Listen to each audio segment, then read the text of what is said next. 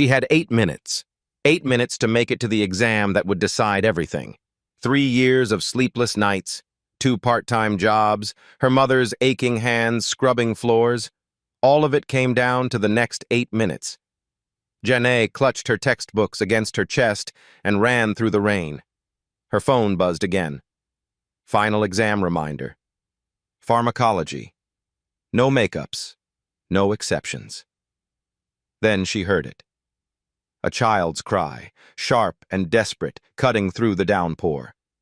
She stopped, turned, saw him sitting on the curb. A small boy in a soaked uniform, blood mixing with rainwater on his knee, completely alone. Her watch read 2:52 p.m. The exam started at 3 o'clock. She didn't know the boy. She didn't know his father owned the university she was about to lose everything at. And she definitely didn't know that her next choice would rewrite her entire life. The alarm screamed at 5:30 a.m. Janae's hand shot out from under the thin blanket, silencing it before it could wake her mother. The apartment was already cold. The radiator hissed and sputtered, doing its best, but the chill always won.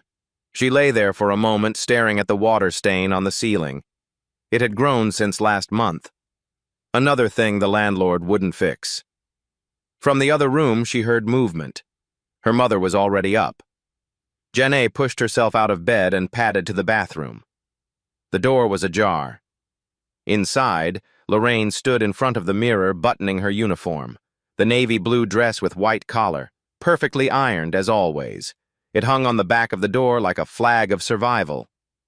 "Morning, baby," Lorraine said without turning around. She was pinning her hair back, fingers moving with practiced efficiency.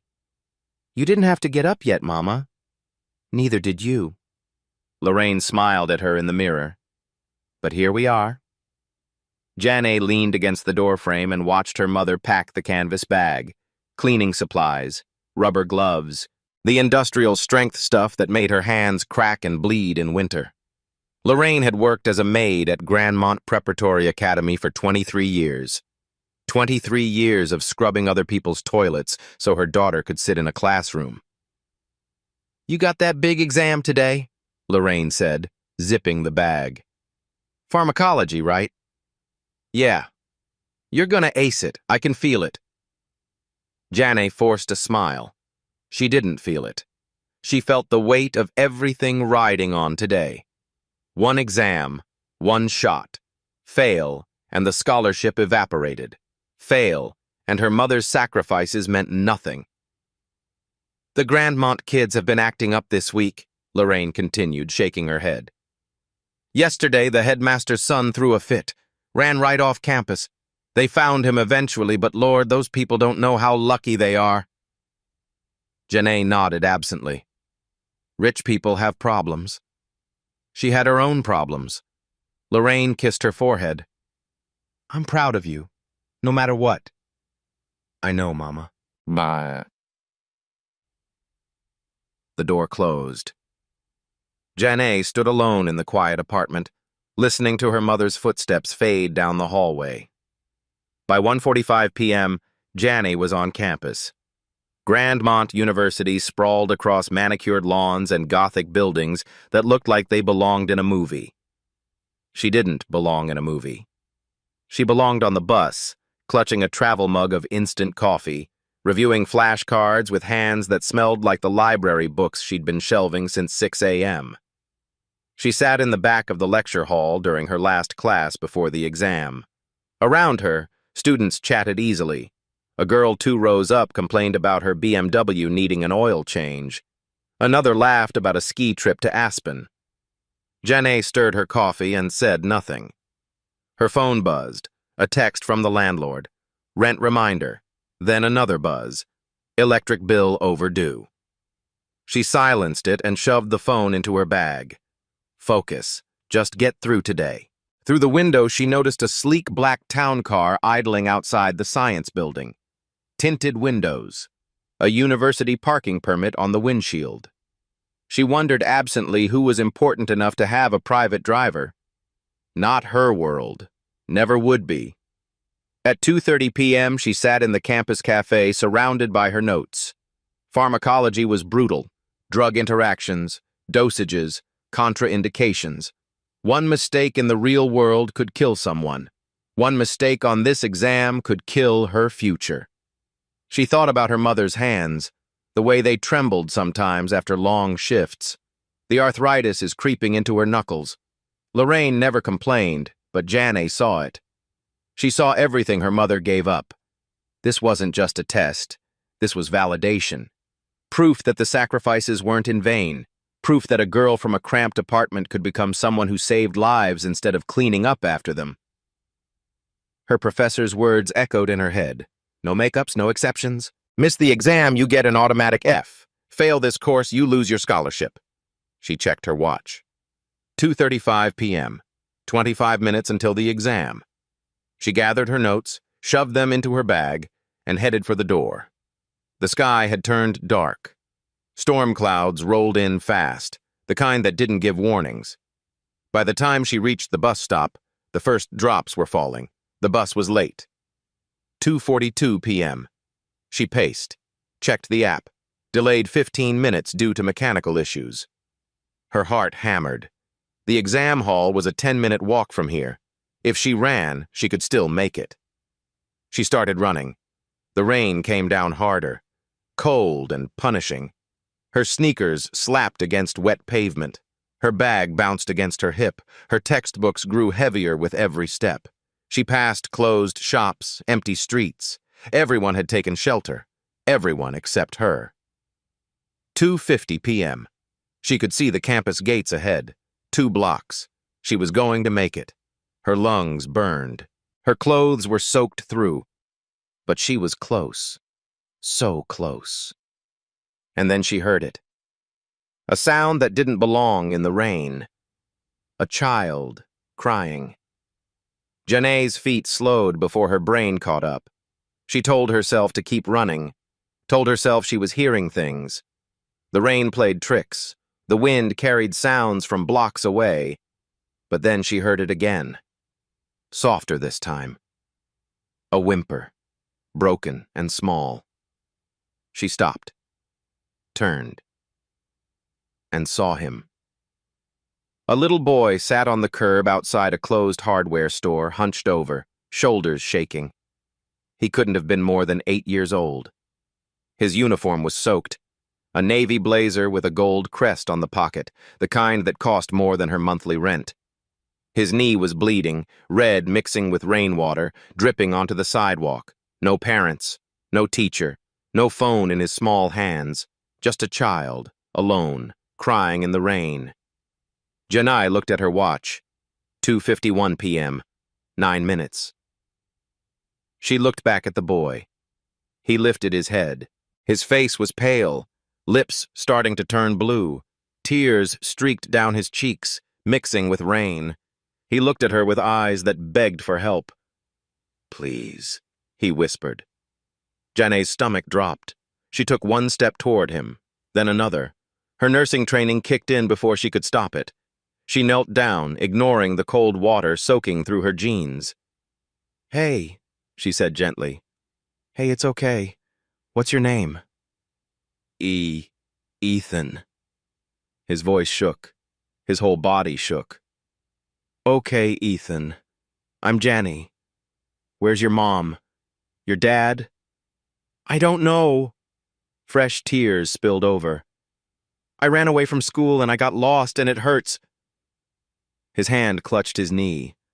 The cut was deep, still bleeding. Not life-threatening, but it needed cleaning, needed bandaging, and the way he was shivering, that was the bigger problem. "How long have you been out here?" she asked. "I don't know. A long time." Hypothermia. The word flashed in her mind. Small children lost body heat fast. His lips were blue.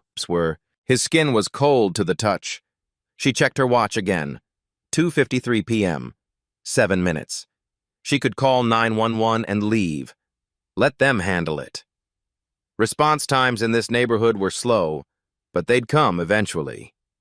But he was shaking so badly now, and he was looking at her like she was the only person in the world who could help. "Okay, buddy, I've got you." She pulled off her jacket, soaked but warmer than nothing, and wrapped it around his shoulders. "Can you stand?" He nodded and tried. His legs wobbled.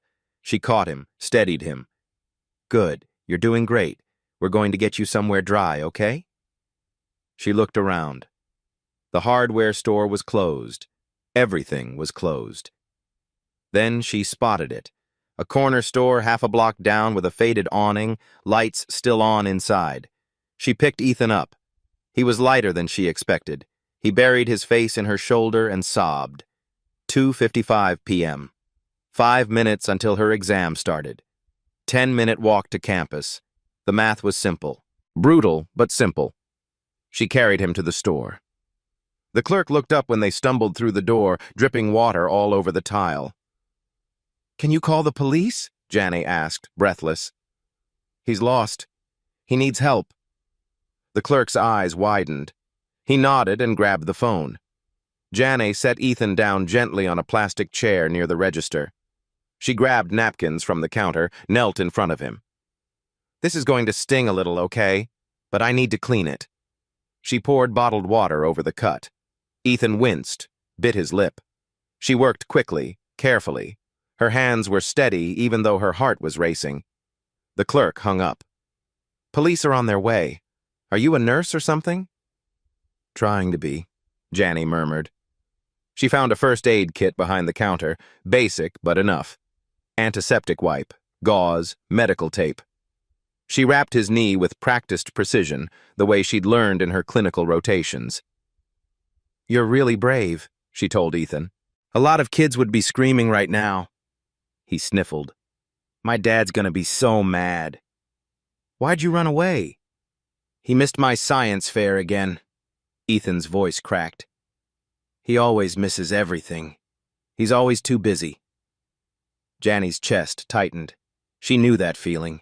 Not the same, but close enough. The loneliness of being forgotten, even when someone loved you. "Sometimes grown-ups mess up," she said softly. "But I bet he's really scared right now. I bet he wishes he could find you." Ethan looked up at her. "What's your name again?" "Janie." "You're really nice, Janie." Her phone buzzed. She pulled it out with trembling hands. 2:58 p.m. 2 minutes until the exam started. She looked at the screen. A text from a classmate. "Where are you?" "The professor's about to close the doors." Her eyes burned. She blinked hard.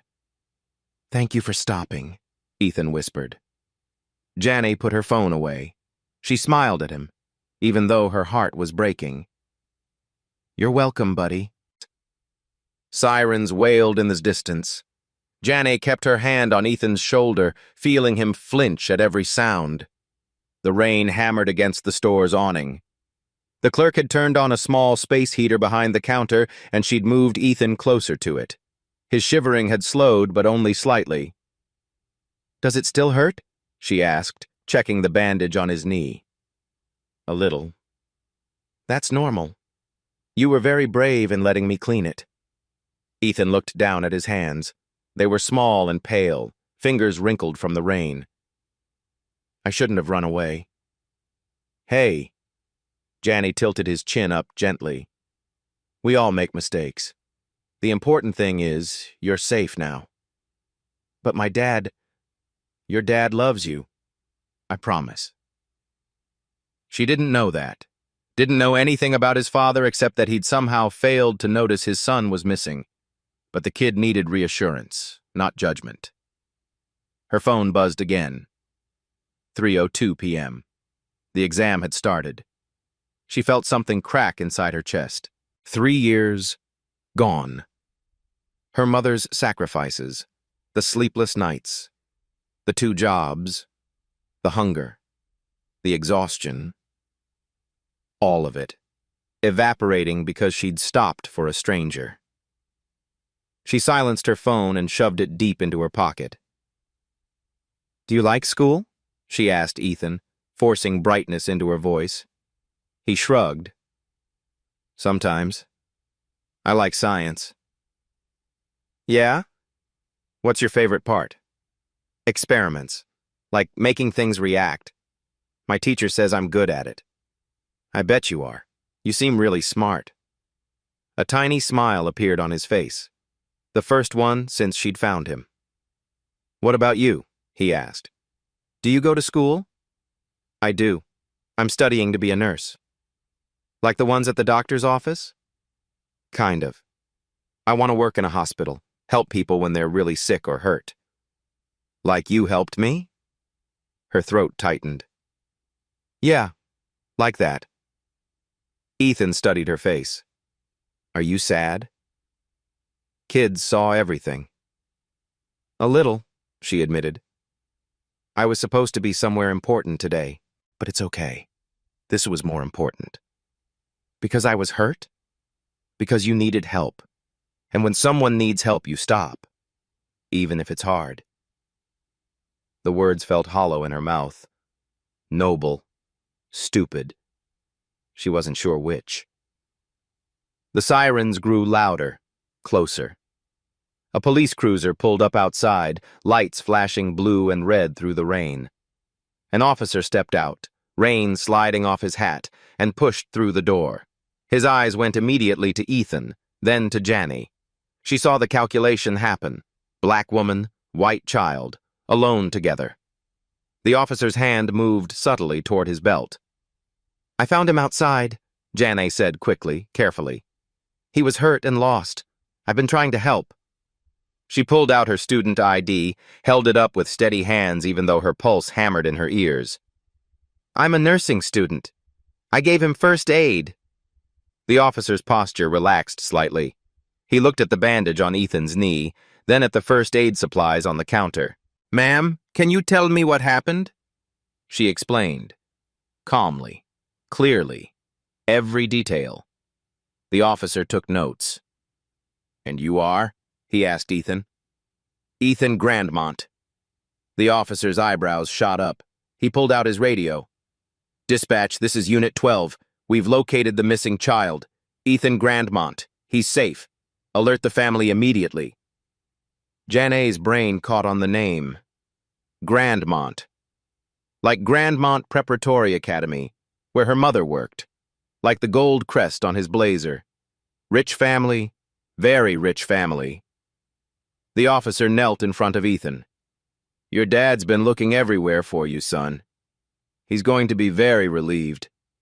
Ethan's eyes filled with tears again. Is he mad? I think he's just scared. He'll be here soon. The officer stood and turned to Janny. You did good work here, thank you. She nodded, not trusting her voice. You can go if you need to, the officer added. We'll take it from here. She looked at Ethan. He was staring at her with wide, frightened eyes. Can she stay? He asked the officer. Please? The officer glanced at Janay. She checked her watch. 3:11 p.m. The exam was almost a quarter finished. But what did it matter now? She'd already failed. I'll stay, she said. Ethan reached for her hand. She took it. 10 minutes later, another car pulled up. Through the store window, Janay saw it. The same sleek black town car she'd noticed on campus earlier. The one with tinted windows and a university parking permit. A tall man in an expensive suit stepped out. Even from inside, Janay could see the fear on his face. The panic. He looked around frantically, then the officer waved him toward the store. The man burst through the door. Ethan! His voice cracked. He crossed the store in 3 strides and dropped to his knees in front of his son, pulling him into a crushing hug.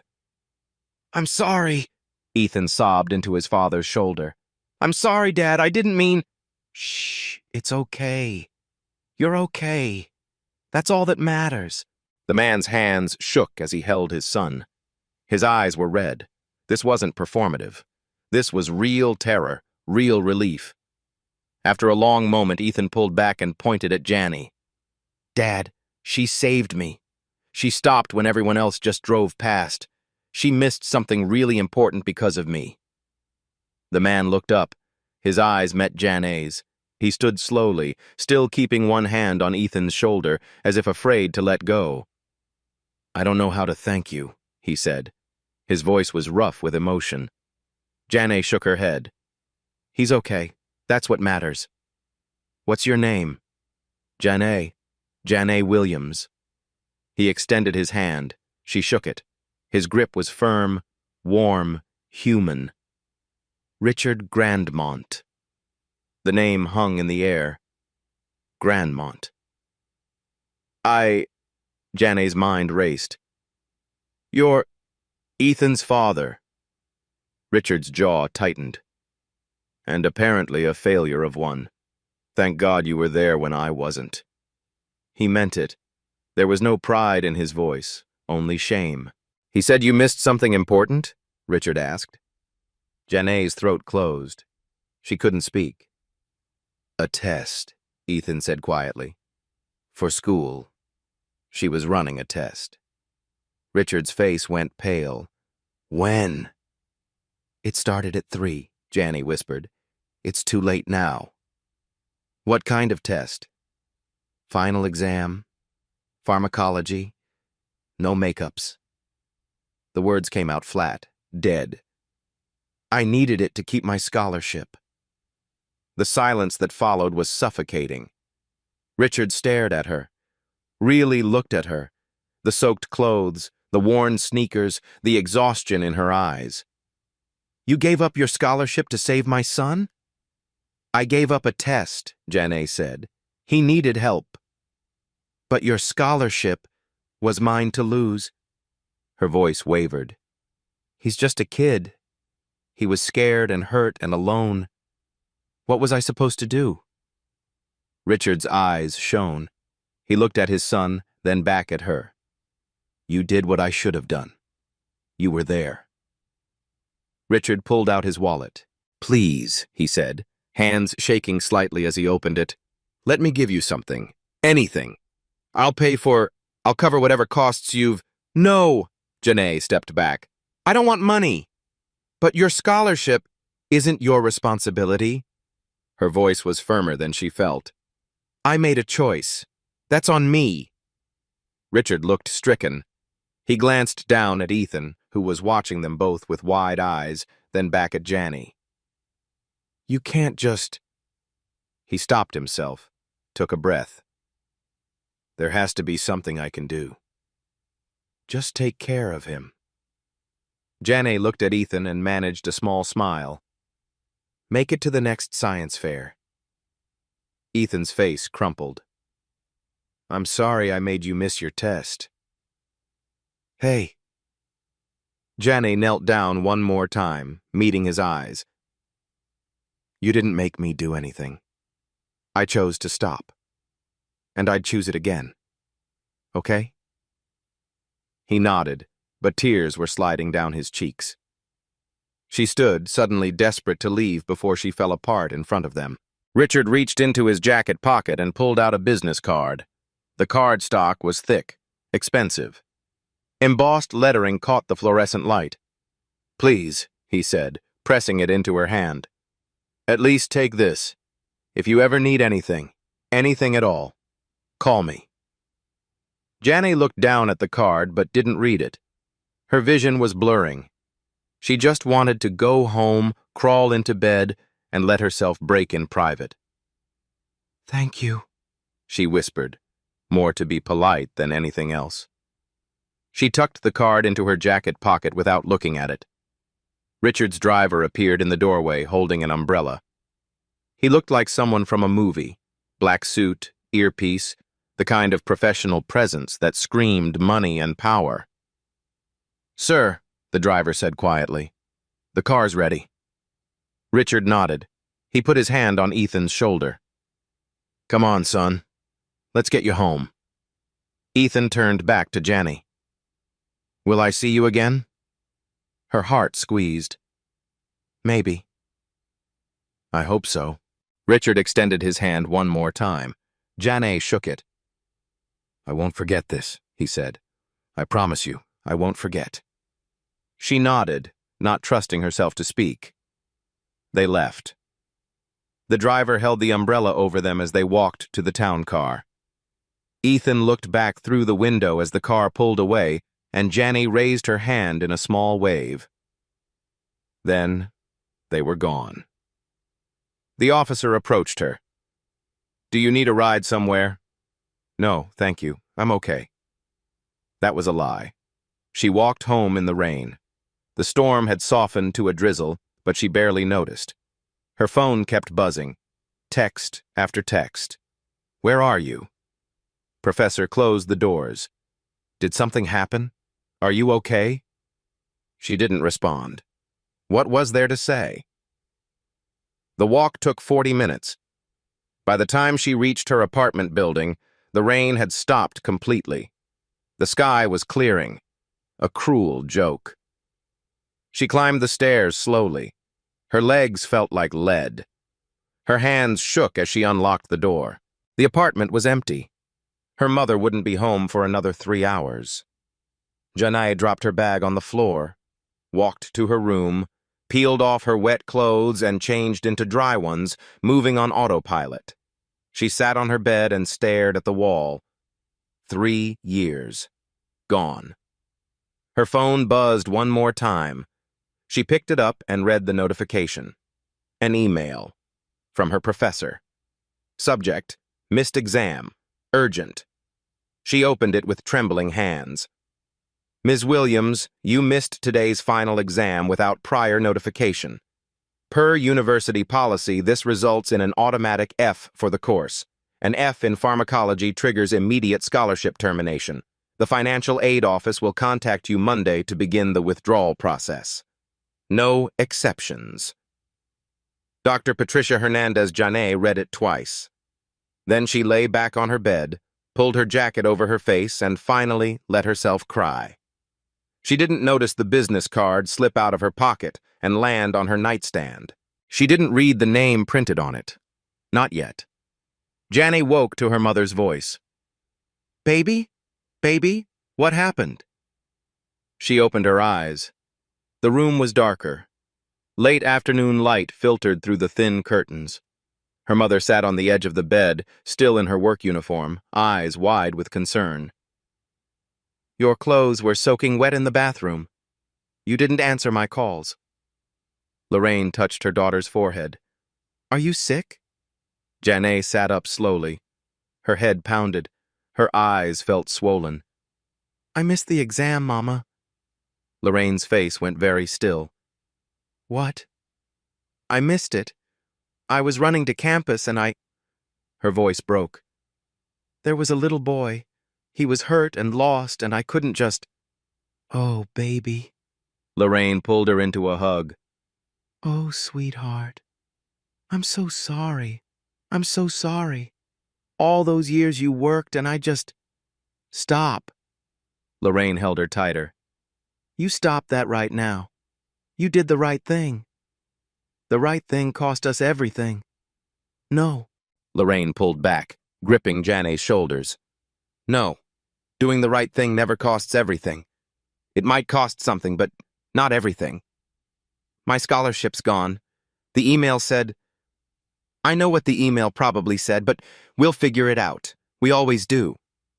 Janay shook her head. Tears came again, hot and bitter. "There's nothing to figure out. It's over." They sat in silence for a long moment. Finally, Lorraine stood. "I'm going to make us some tea, and then we're going to talk about this like adults, not like the world's ending." She left the room. Janay heard the kettle filling in the kitchen. She looked around her small bedroom. The nursing textbooks stacked on her desk. At the acceptance letter she'd framed on the wall. "Congratulations. You have been awarded the Grandmont University Merit Scholarship." Had been. Past tense. Her eyes fell on her nightstand. The business card lay there, face up. She picked it up absently, turned it over in her hands. The cardstock was thick, expensive, cream-colored with raised black lettering. For the first time, she actually read it. Richard E. Grandmont, President, Grandmont University. The card slipped from her fingers. She stared at it on the bed, heart suddenly hammering. Grandmont. University. The boy's father wasn't just wealthy, he was the president of her university, the university that had just terminated her scholarship. "Mama," she called out, voice shaking. Lorraine appeared in the doorway. "What's wrong?" Janny picked up the card with trembling hands and held it out. Lorraine took it, read it. Her eyes went wide. "That boy you helped," she whispered. "That was his son, Ethan. I didn't know." Jesus. They stared at each other. "What do I do?" Janny asked. Lorraine looked at the card again, then at her daughter. "I don't know, baby. I honestly don't know." But something flickered in her mother's eyes, something that looked almost like hope. "Maybe," Lorraine said slowly. "Maybe this isn't as over as we thought." The weekend passed like a funeral. Janay barely slept. She'd pick up the business card, stare at it, then put it down. Pick it up again. The cycle repeated 100 times. Should she call? Would it look desperate, opportunistic, like she'd helped his son just to get something in return? Her mother said to wait until Monday. See what financial aid said, then decide. But Monday morning came with another email. "Ms. Williams, please report to the financial aid office at 9:00 a.m. to discuss your scholarship termination and withdrawal procedures. You are required to vacate campus housing, if applicable, within 72 hours and return all university materials. Grandmont University Office of Financial Aid." Janay read it 3 times. She got dressed slowly. Black jeans, a simple sweater, the nicest clothes she owned. If this was the end, she'd face it with dignity. At 8:30 there was a knock at the door. Janay frowned. Her mother had already left for work. Nobody visited them. Ever. She looked through the peephole and nearly stopped breathing. Richard Grandmont stood in the hallway, dressed in a dark suit, holding a leather folder. Janay's hands shook as she unlocked the door. "Mr. Grandmont," she managed. What are you—" "I'm sorry to come unannounced," he said quietly. "May I come in?" She nodded, too shocked to do anything else. He stepped inside, looked around the small apartment, the worn couch, the cracked ceiling, the space heater in the corner. No judgment, just awareness. "How did you find me?" Janay asked. "Your student file. I know it's an invasion of privacy, but I needed to find you." "Why?" He set the folder on their small dining table. "Because Ethan hasn't stopped talking about you, and because I did some research this weekend." Janny's stomach twisted. "Mr. Grandmont, I didn't help him because I knew who he was, I swear." "I know." His voice was firm. Security footage from the store, the police report, the timeline. "You were running toward campus when you stopped. You sacrificed your exam before you knew anything about us." He paused. "That's exactly why I'm here." Janay sat down slowly. Her legs wouldn't hold her anymore. Richard remained standing. He opened the folder. "I spent the last 2 days reviewing your file. 3.9 GPA, 2 part-time jobs, 96% attendance despite working 25 hours a week. Your professors say you're one of the most dedicated students they've ever taught." "That doesn't change the policy," Janay said quietly. "I missed the exam. Policies have exceptions, for extraordinary circumstances. But let me finish, please." She went quiet. Richard sat down across from her. His hands were shaking slightly. "Friday night, Ethan told me everything. How scared he was. How you stayed even though you kept checking your watch. How you wrapped him in your jacket." His voice roughened. "He told me you were crying when you thought he wasn't looking." Janay's eyes burned. "I asked him why he ran away. He said it was because I missed his science fair. Again." Richard looked down at his hands. "I've been a terrible father. Too busy running this institution to see my own son." He pulled out a medical report. "This is from the EMTs. They said his core temperature was dropping. Early signs of shock." If he'd been outside another 30 minutes in that rain, he couldn't finish. Janae's hand covered her mouth. You didn't just help him. You saved him. You used your training to stabilize him, to keep him warm, to treat the wound properly. The EMTs said your first aid was textbook perfect. I just did what anyone— No. Richard's eyes locked on hers. Most people would have called 911 and kept going. You stayed. You missed your entire future to make sure a stranger's child was safe. Tears slipped down Janae's cheeks. You showed my son more compassion in 20 minutes than I've shown him in months. Richard's voice cracked. You reminded him that someone could care. He pulled out more documents. I'm not here to bend rules out of guilt. I'm here because you embody everything a nurse should be. Everything a person should be. He slid a document across the table. The university has a program I've been developing. A scholarship for students who demonstrate real-world compassion and crisis management. Students who don't just study helping people, they actually do it when it costs them everything. Janae stared at the paper. You're the first recipient of the Everyday Heroes Scholarship. Full tuition, stipend, book allowance, and after graduation, if you want it, a guaranteed position in our university hospital's emergency department. The room spun. But that's not all. Janae looked up. I learned your mother works at Grandmont Prep, Lorraine Williams, 23 years as custodial staff. Janae nodded, unable to speak. I'd like to offer her a position on our university facilities management team. Better pay, full benefits. She'd be close to campus, close to you. Janae's vision blurred completely. Why? The word burst out. Why are you doing this? Richard looked at her for a long moment. Because my son is alive because of you. Because you deserve it. And because watching you sacrifice everything for a stranger reminded me what really matters. He pulled out a drawing. Crayon on construction paper. A stick figure with dark skin and curly hair, wearing a cape and holding a stethoscope.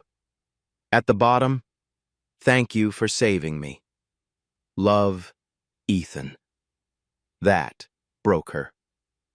Janae sobbed, huge, gasping sobs. Relief, disbelief, gratitude. Richard waited quietly. Finally, she looked up. Say yes, Richard said simply. Say you'll accept. Janae thought of her mother's hands, the overdue bills, 3 years of exhaustion. She thought of Ethan's voice. You're really nice, Janae. She thought of the choice she'd made in the rain.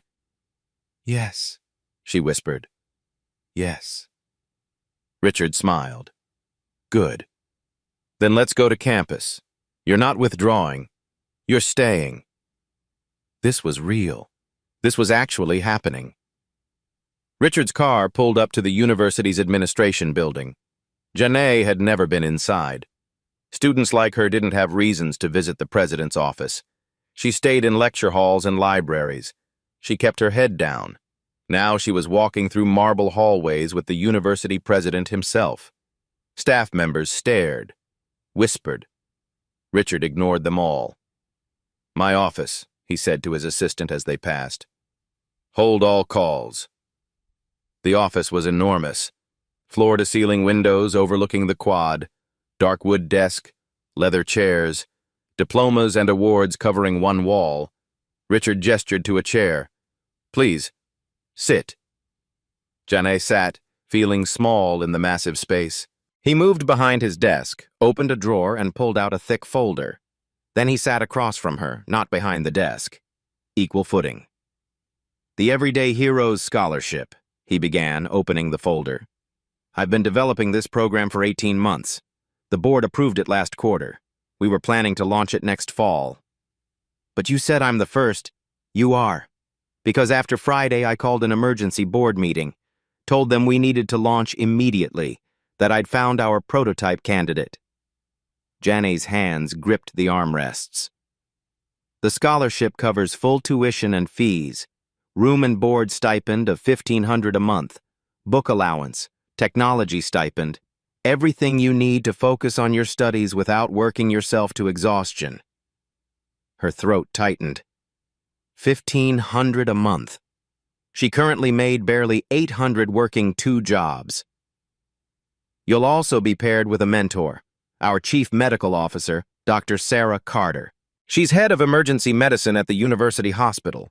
She'll guide you through your clinical rotations, help you prepare for your boards, and frankly, she's one of the best trauma doctors on the East Coast. I don't understand, Janae whispered. This is too much. It's not enough, Richard said firmly. But it's a start. He pulled out another document. There's a second component. You'll help select future recipients. Starting next year, we'll accept 5 students annually. You'll sit on the selection committee, review applications, interview candidates. You'll help us identify others like you, people who embody compassion in action, not just in theory. Me? But You're exactly who should be choosing. You understand what it means to sacrifice, to choose someone else's need over your own ambition. He paused. The board agreed unanimously. They want your perspective. Janae's mind reeled, sitting on a selection committee. Her, the girl who'd been scrubbing toilets 2 years ago to help her mother with rent. And your mother, Richard continued.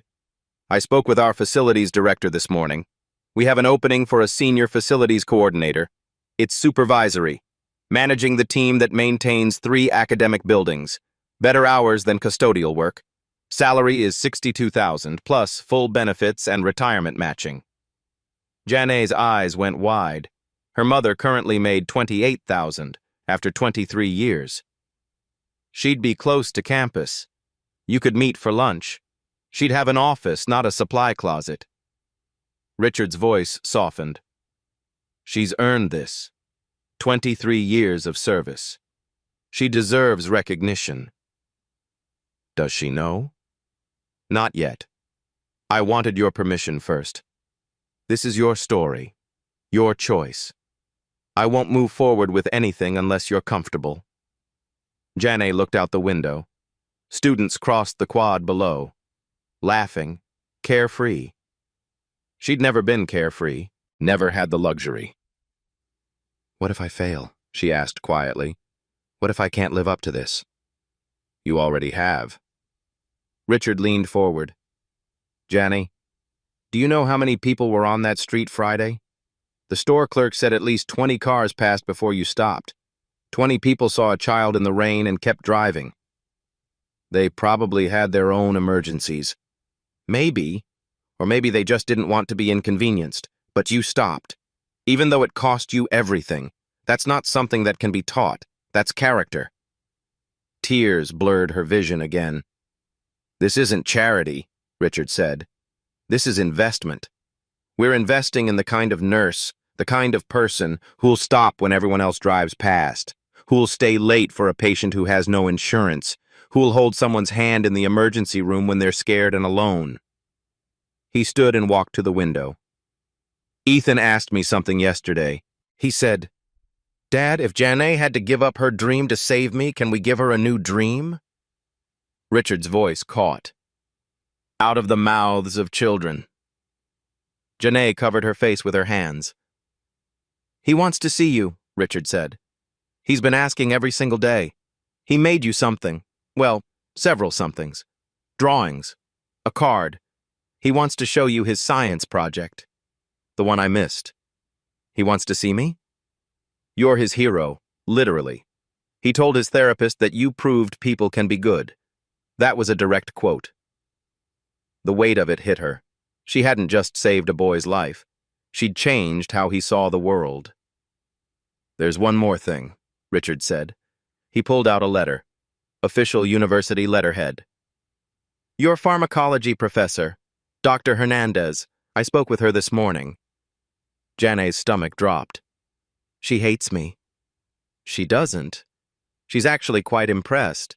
She said, and I'm quoting, any student who'd sacrifice their grade to save a life has already passed the only test that matters. He handed her the letter. She's offering you a makeup exam, Friday at noon. If you pass, your original F is voided. Your GPA remains intact. Janae stared at the letter, not believing the words. You still have to take the test, Richard said with a small smile. We're not giving you a free pass, but you'll get your chance. She looked up at him, tears streaming down her face. I don't know how to thank you. Thank me for becoming the nurse I know you're capable of being. Thank you for helping us find more students like you. Thank me by proving that good people don't finish last. They finish stronger. He extended his hand. Do we have a deal? Janae stood on trembling legs. She took his hand. Yes, we have a deal. Richard's smile widened. Welcome to the Everyday Heroes program, Janae. Something tells me you're going to change a lot of lives. She thought. You already changed mine. 6 months later, everything looked different. Janae stood in front of a classroom of 40 prospective students, the Everyday Heroes Scholarship Information Session, her first time presenting. Her hands shook slightly as she held the microphone. My name is Janae Williams. I'm the first recipient of the Everyday Heroes Scholarship, and I want to tell you why I almost wasn't here today. She told them the story. The rain, the exam, the choice, the fear. I thought I'd lost everything, she said. Turns out I'd just found it. After the session, students swarmed her with questions. 5 would be selected for the next cohort. The applications had flooded in, over 300 students, all with stories of compassion in action. A young man who'd organized a food pantry in his neighborhood. A woman who'd mentored at-risk youth while working full-time. A student who'd started a free tutoring program for immigrant families. Janae would help choose all of them. The story had made local news in April. University president's son saved by scholarship student, new program launches in response. The segment was only 3 minutes, but it went viral in the community. 10,000 shares. Comments flooded in. This is what education should be about. Invest in character, not just test scores. Where can I donate to this program? The university's donation line lit up. Within 2 weeks, the Everyday Heroes Scholarship Fund had received over $200,000 in donations, enough to fund 10 students instead of 5. Richard called Janae personally. We're expanding. The board wants to double the cohort. Would you be willing to interview more candidates? She said yes. Her mother's transformation was quieter but just as profound. Lorraine Williams now had an office on the 3rd floor of the Humanities Building. Her name on the door, a desk, a computer, a team of 15 people she supervised. The first day, she stood in the doorway and cried. 23 years, she whispered to Janae. I've been invisible for 23 years. Not anymore, Mama.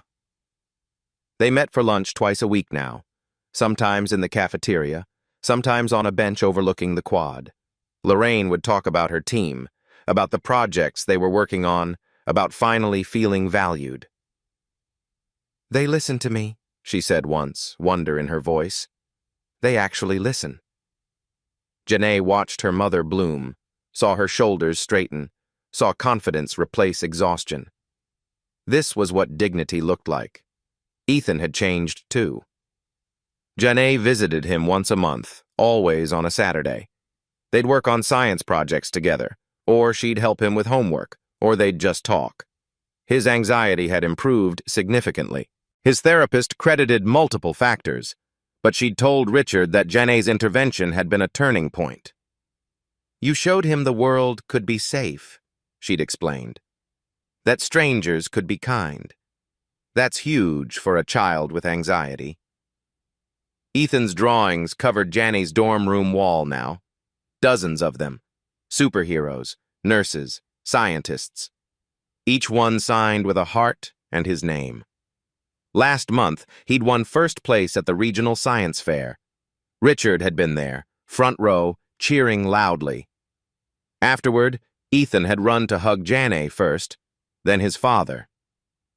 I couldn't have done it without both of you, he'd said. Richard had mouthed thank you over his son's head, eyes shining. The campus culture was shifting.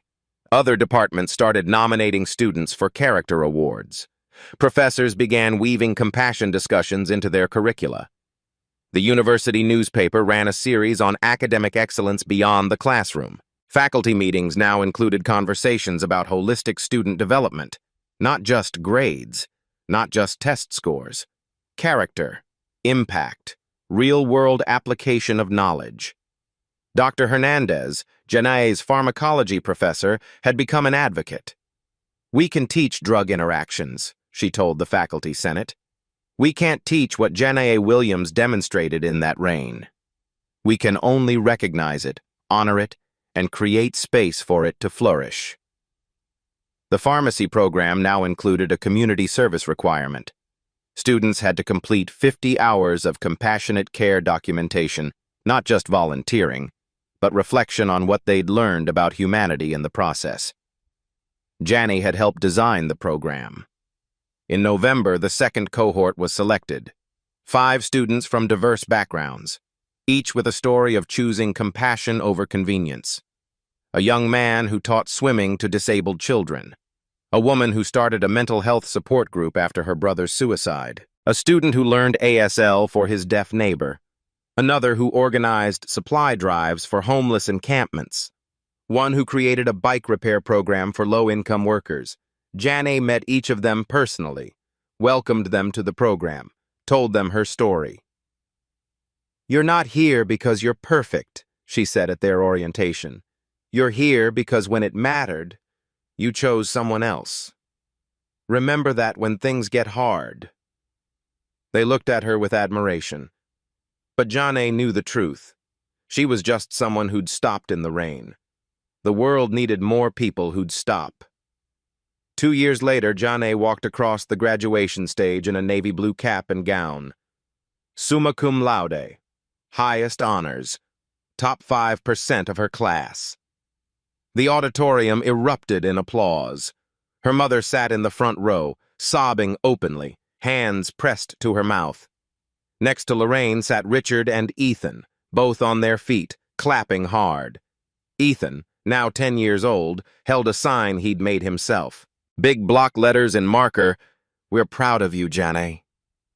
She caught his eye and mouthed, "Thank you." He grinned, that same shy smile from 2 years ago, but brighter now, more confident. After the ceremony, they found her in the crowd. Ethan ran up first, nearly tackling her with a hug. "You did it. You actually did it." "We did it," she corrected, ruffling his hair. "I wouldn't be here without you, remember?" He pulled back and handed her an envelope. Inside was a card with another drawing. 2 figures holding hands, one tall, one small. Behind them, a rainbow stretched across the sky. Inside, in his careful handwriting, "You taught me that brave people help others. Now you get to help people every day. I'm so glad you stopped in the rain. Love, Ethan." Jannie's eyes filled with tears. "I'm glad I stopped too," she whispered. Richard stepped forward. "Congratulations, Jannie. We're incredibly proud of you." "Thank you. For everything. You earned every bit of it." "The hospital's excited to have you. Dr. Carter says you're the best student she's mentored in years." "She's biased," Janae laughed. "She's honest. You start in 3 weeks?" 3 weeks. Emergency department, night shift." "Perfect fit," Lorraine said, pulling her daughter close. "My baby, saving lives." 1 year after graduation, Janae was working a late shift in the emergency department. A young Latina woman rushed in, frantic, carrying a little girl with a broken arm. No insurance card, no paperwork, just fear. "Please," the mother begged. "Please help her." Janae didn't hesitate. She took the girl gently, spoke in soft tones, got her stabilized and comfortable. Then she stayed 2 hours past her shift, helping the family navigate financial assistance, making sure they had follow-up appointments, ensuring they wouldn't leave with crushing debt. The nurse supervisor found her at midnight. "Janae, your shift ended 2 hours ago. You didn't have to do this." Janae looked up, thought of a rainy afternoon and a scared little boy. "Yes," she said quietly. "I did." As the family left, the mother pressed a crumpled thank you note into her hand. Janae thought of Richard's business card, of how one small gesture could change everything. She walked back to the ER, ready for the next patient. Kindness wasn't convenient. It was necessary, and it always found its way back. Janae's story reminds us that one moment of compassion can rewrite 2 lives, maybe more. She had 8 minutes to save her future. She chose to save a stranger instead. And somehow, miraculously, both futures were saved. The world gives us 1,000 reasons to keep walking, to stay focused on our own goals, to protect our own dreams. But sometimes, the bravest thing we can do is stop. Stop for the person who needs help. Stop for the child in the rain. Stop for the stranger whose crisis isn't our responsibility, but becomes our choice. Janae didn't know who Ethan was. She just knew he needed her. That's the lesson. That's the legacy. What act of kindness changed your life? Have you ever stopped when you didn't have to? Tell us in the comments below. If this story moved you, share it with someone who needs to believe in goodness today. Subscribe for more stories that remind us why compassion matters. Because the world's watching for reasons to be cynical. Be the reason they believe again. At Black Voices Uncut, we don't polish away the pain or water down the message. We tell it like it is because the truth deserves nothing less. If today's story spoke to you, click like, join the conversation in the comments, and subscribe so you'll be here for the next Uncut Voice.